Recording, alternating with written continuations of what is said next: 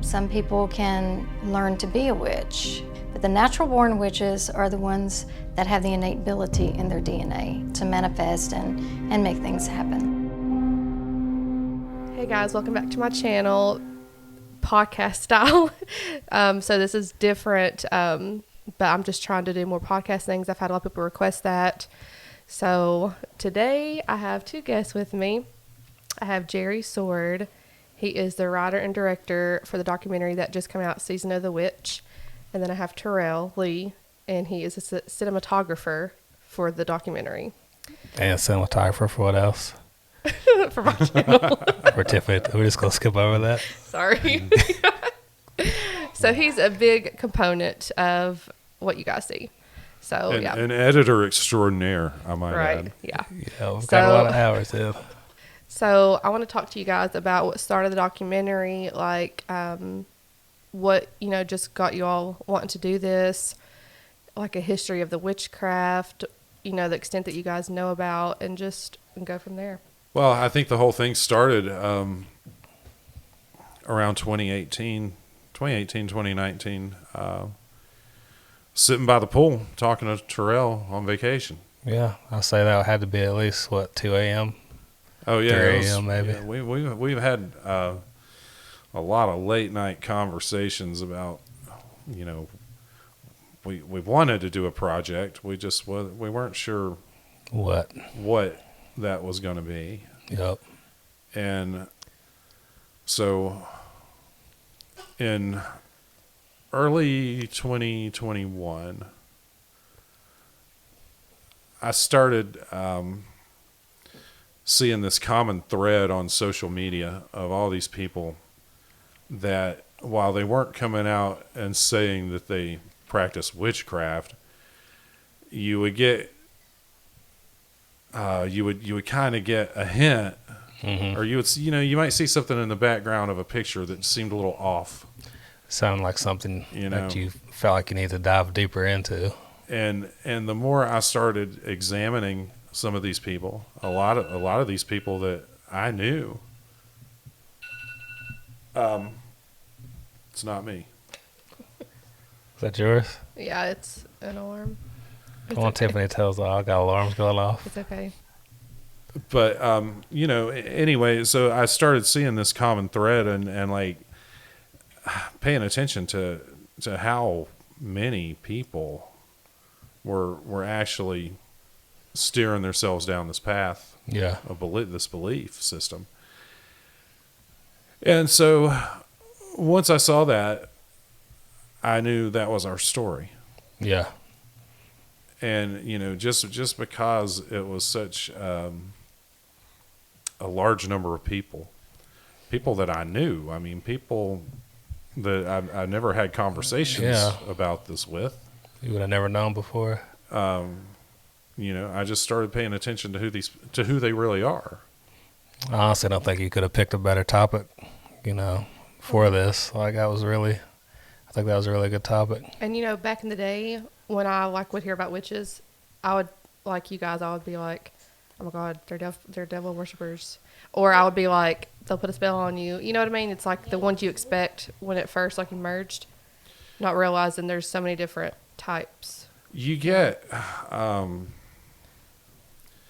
a lot of people have this misconception that there's something evil there, or there's something, that these are bad people, or that this is some dark religion or something. You know what I'm saying? Like, nothing good is associated with it by the general media, the general public. But these are just people. They have beliefs like everybody else. Yeah. Those aren't I don't necessarily have the same beliefs. There are times when I question what I really do believe. Yeah. But Same. The thing is, this is a segment of our society. And I think it's a segment of people that, maybe frowned upon for reasons that aren't necessarily valid. Yeah, and you probably feel like they need to have their voice heard like anybody else. Absolutely. You know, we could probably do it with a lot less judgment than the general public, you know. And Sure. if you look into it, like, witchcraft is around a lot of stuff. Like, years ago, I had family that wouldn't let their kids watch, like, Harry Potter. You know what Right. I mean? Like, it's in so many different things. And remember Hocus Pocus back in the day, that's a big 93? one. Yeah, Hocus You know, Pocus. Harry Potter was, I don't know the complete story behind all the controversy with the Harry Potter films, but I know there's a lot of it there. Yeah. Yeah, it's like the older you get, the more you're like Hocus Pocus. Now that I look back at it, you know, I was born when it came out. But I'm Right. like, my gosh, like, it's filled with witchcraft. It's crazy, you know? Sure, Mm-hmm. sure. I think a lot of people thought that was totally something made up. Like harmless. Yeah. Yeah. I think seeing witchcraft in real life, you know, brings a lot of info people didn't have before. In the Appalachian Mountains, there's a history of magic, and you had these Appalachian granny women and healers and things of that nature. Yeah. And, you know, I heard these stories growing up. Me too. And, you know, it was a common practice. It was common practice here. Most of these people use these practices to benefit their neighbors and the society they were in.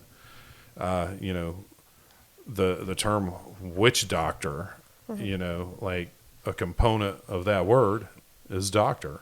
Yeah. Yep. And these people were doing their best to help the people around them, because in that time, in that day and age, I mean, most things were not convenient. You know, you didn't have the ability to just run out to a Band-Aid station or a hospital. Yeah. You know, most of these people were nowhere close. Right. I think that's when the apothecaries and stuff got big, because I remember those, and pretty much all it is, you know, self-healing stuff and Well, things look like at you that. using And big words, apothecary. I know what that is. I mean, did you watch Season of the Witch? Thank you. But I Thank still you knew for what that your was. support. But yeah, Appreciate the support. Oh, you know what that was before? I did know. Yeah, I'll give you credit. because I watched. It's called Schitt's Creek. You know that? And he ran an apothecary, so I I kind of never knew watched it, but I've been up it a few times. Same. without a paddle. Definitely without There a you go. paddle. Yeah, so Almost drowned there. right.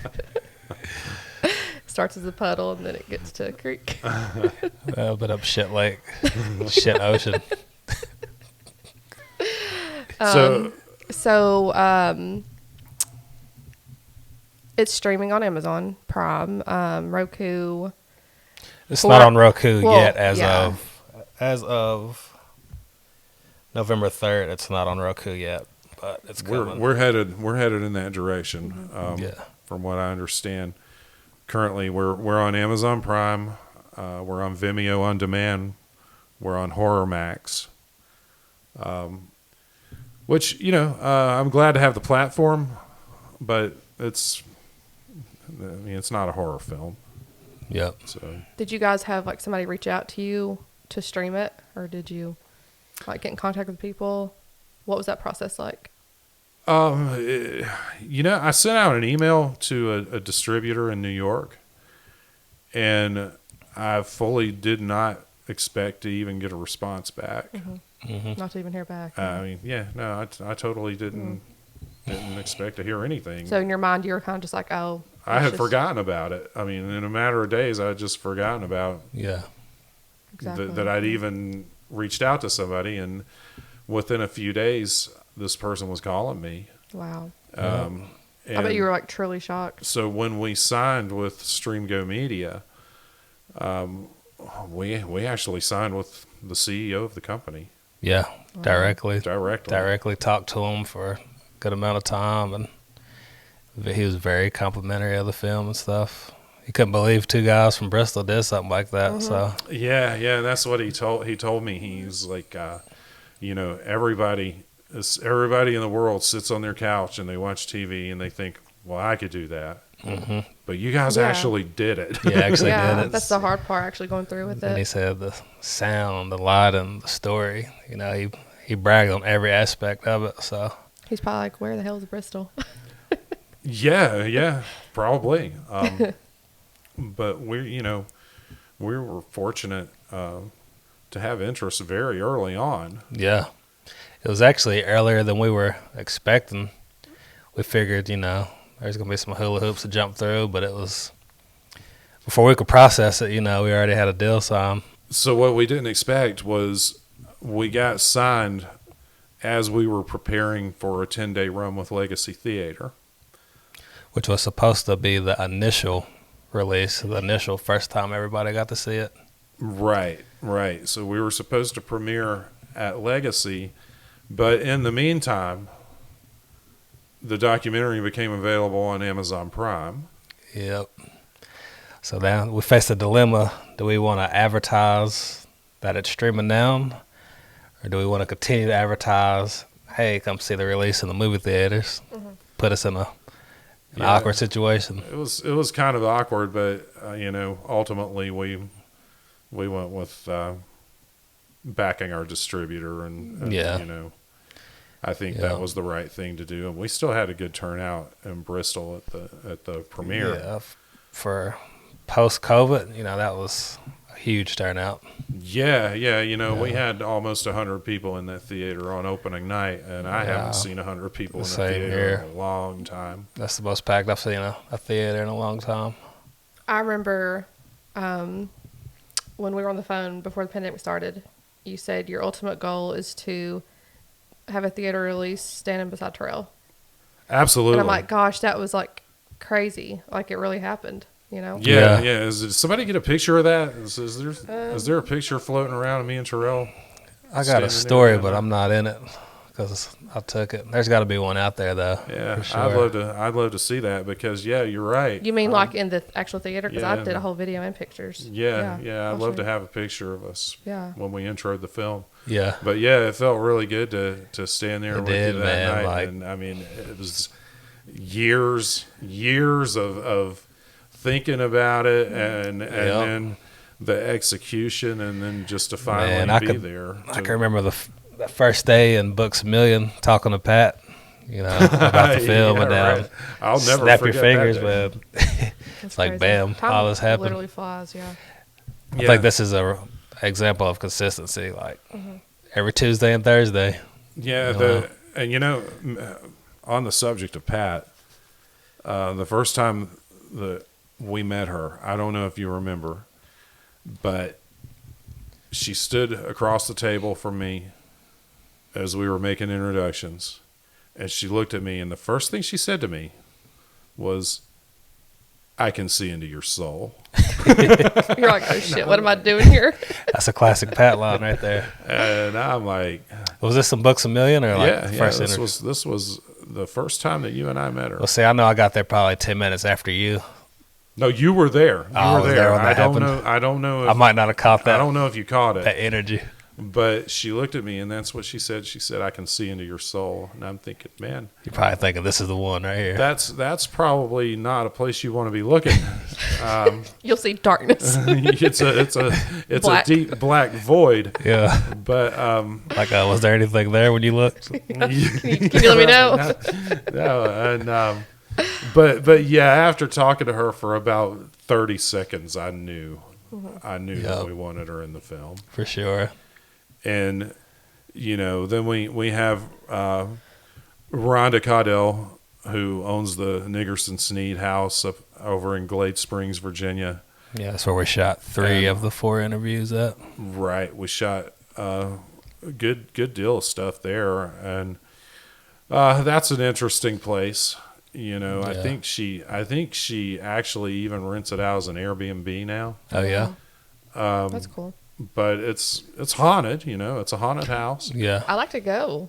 And they have all sorts of events there. Like these 4 women in the film, they are all members of the same coven, and you can follow them and find them if you're looking for them, and see some of the events and stuff they do. And it's amazing. Like, I've been around there when they have some of these events. Let me tell you, there's no parking spaces left. Wow. I mean, Totally it's packed. totally packed. Yeah, I would so like they're to go out actually out there. A lot of people know about them and stuff. Well, sure, absolutely. I would like to actually Hoping the film rent helps it. them out. I'd like to even rent more. it and like see if like anything happens. Like, Yeah, Yeah. I'm sure they would work that out with you. that'd be crazy. I felt some creepy energy in there. Like, Yeah, and that's why if you I would catch a like to moment go. like where you're kind of just chilling by yourself. You're like, oof, yeah. The house, the design of the house is very interesting. It's, I mean, I don't want to compare it to like the Winchester house because the Winchester house is like extremely over the top.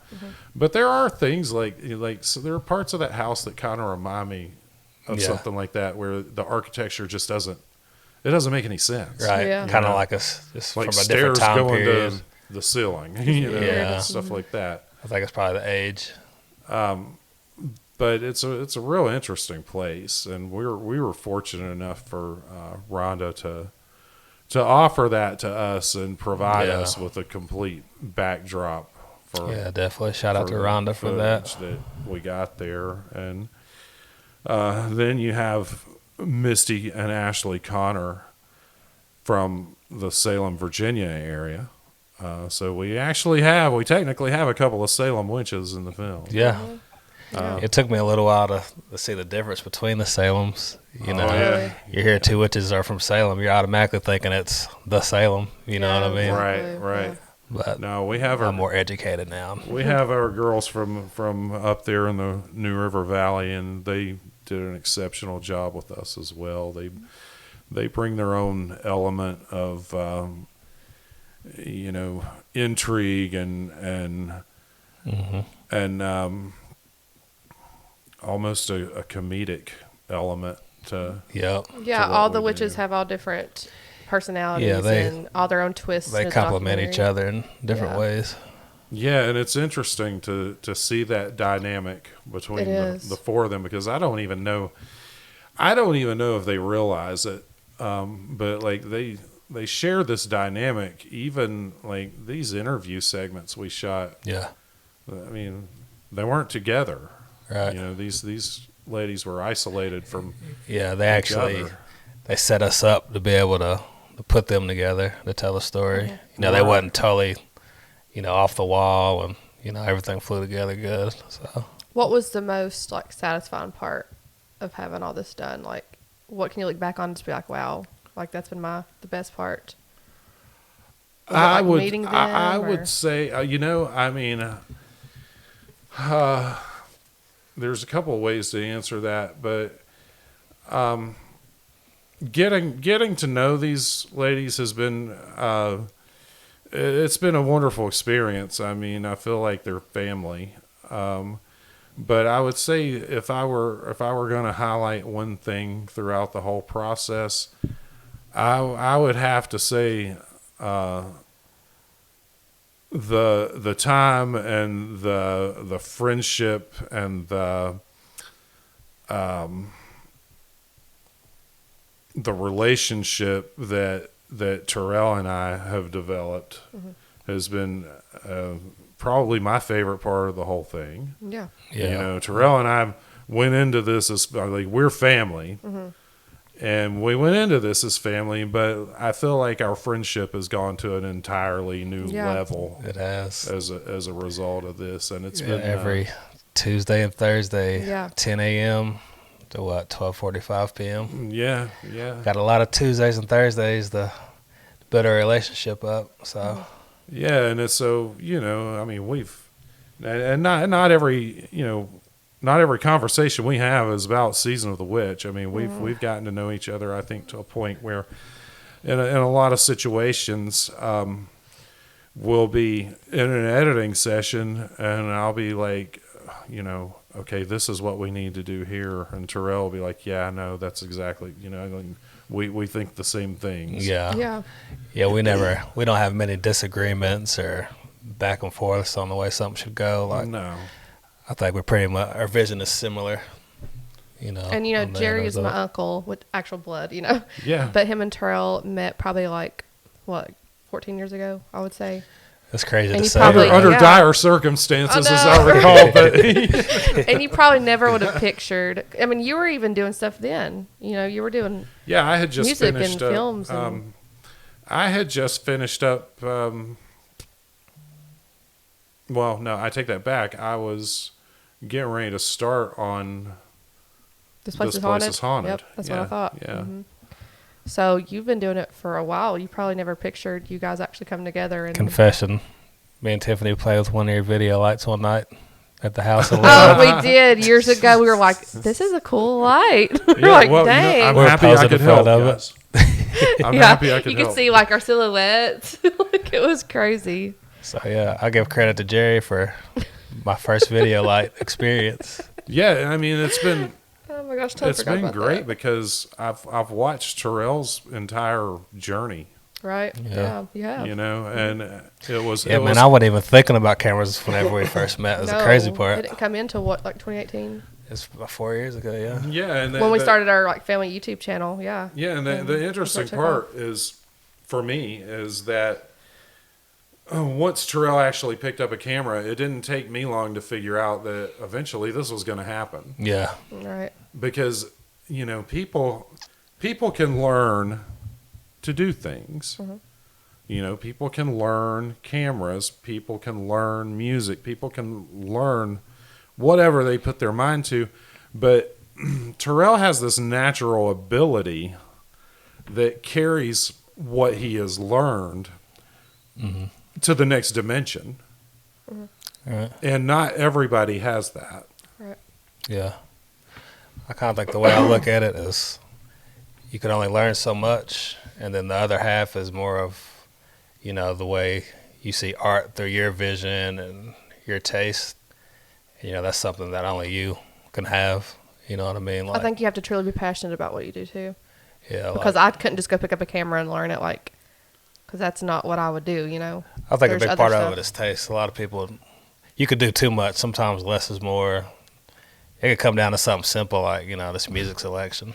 Yeah, mine would be a mess. My editing. Yeah, it's. I think your personal taste and style is seen through Yeah, video. and I think you know what I mean? with Season of the Witch, I mean, it's totally a rock and roll kind of vibe with it. I know Yeah. everything we've Yep. done to promote it on TikTok Right. and stuff like that. I mean, we've Yeah, it stuck definitely with is. the classic It's the whole rock aesthetic, kind of aesthetic. I don't see Exactly. nothing else fitting it, you know, besides exactly what we've been doing so far. And your all's TikToks have taken off too. Was it Season of the Witch 2022? 2022, yeah. So go check that out. And, Yeah. you know, I don't know. I mean, like it's been a fun ride. I can't wait to see where we go next. Now, what would you say was the hardest obstacle of, if there was one? Oh wow. I don't know that anything has been extremely difficult because Yeah. the way that we approach things is we know that we can rely on each other, Yeah. and when something does come up that we're not familiar with, or you know, if there's something we don't know how to do, Yeah. then we at least figure out a way to learn how Yeah. to do it. You know, There ain't nothing we're just totally there's nothing that not we're capable of doing. right. You Yeah. know, like that whole DCP process was an obstacle. Yeah, definitely. Even with that, looking back, I think compared to other people, we probably got through that pretty smoothly. Yeah, I think a lot of people would have just Just hired somebody, hired somebody else to do it. Yeah. You know? Yeah. So, so we knew the avenues to go down, and we're fortunate to have support of other people. You know, like David Radford, for instance. Yeah, definitely. He's been a tremendous help to us, and you know, we don't have all the answers when it comes to this. We just know how to go find them. Yeah, exactly. And we don't, you know, we don't give up so easily. So Yeah. Do you guys have like a part 2 kind of planned? that's the $1 million question at this point. Yeah, I think we're kind of sitting back these first few months to get feedback, Yeah. you know, look at some analytics Right. to see kind of where we need to go or want to go next. The thing is, you know, what I can tell you about a part 2 is that if it happens, we're not going to make the same film again. Yeah. That's the one thing that we don't want to do. And at all costs, we will not make the same film again. Right. And so, even if we commit to it, even if I could tell you there would be a part 2, Could tell you much about I couldn't tell you. I mean, like, because those are answers that we just don't have. it. Yeah. True. I guess the best way to answer that would be stay tuned. Yeah. That gotta be a good one. Stay tuned. Yeah, follow us. Yeah. Follow us on TikTok. Follow us on Instagram. Follow us on Facebook. Follow us. I'll put all that in Follow us anywhere you can find That's us. where you'll see it first. TikTok, Facebook. I'll link all that too, so people can go follow it. And it's I do think that we've got a lot of stories to tell. Yeah, absolutely. So whether or not, we've got stories to tell that have nothing to do with witchcraft. Right. Yeah. So Yeah, you could say Season of the Witch is probably one of many It's like a stepping paths stone. we'll go down. yeah, and it's the cornerstone, and I think it'll always be the cornerstone of what we do. Yeah. It'll always fall back on that. Yeah. Yeah, because this was a grand undertaking. This is an undertaking even for a group of people. Yeah, for sure. We are not a group. We're 2 guys. Yeah. And I'm pretty pleased with what we've been able to accomplish. Yep. The only way to go from here is up. Well, you guys heard it from the men themselves. Follow the TikTok. You said it was Season of the Witch 2022. Instagram. Is it the same name? Okay. Instagram, same name.